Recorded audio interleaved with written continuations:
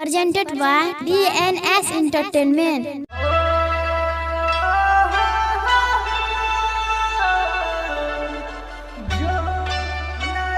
अरे ये सब क्या है? ये सब क्या है? अब आंसुओं को आंखों में सजाना होगा, चिराग बुझ गए खुद को जलाना होगा। ना समझना कि तुझसे बिछड़ के खुश हैं हम, हमें लोगों की खातिर मुस्कुराना होगा।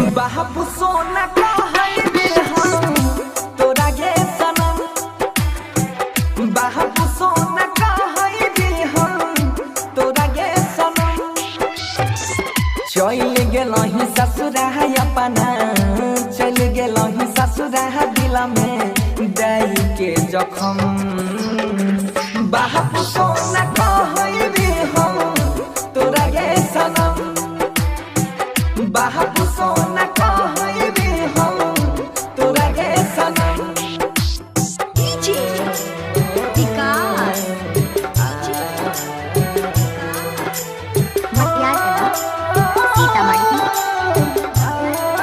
अरे ये सब क्या है? ये सब क्या? राजगीर, समस्तीपुर। रब के मनैने हम तोरा ले जान गए, रब के मनैने तोरा ले जान। राजगीर, पल भर समस्तीपुर। घुट घुट के जियोई छियौ, घुट घुट के जियोई छियौ सही के सितम। बाप सोना कहबे हम तोरा गे सनम, बाप सोना कहबे हम तोरा गे सनम। टूटा हो दिल तो दुख होता है, करके मोहब्बत किसी से ये दिल रोता है। दर्द का एहसास तो तब होता है जब किसी से मोहब्बत हो और उसके दिल में कोई और होता है। से लहर गए रातों दिन बहई हमारा अखियाँ से लहर गए। सोचा में नहीं रहूं ये तना बहना में कठोर गए।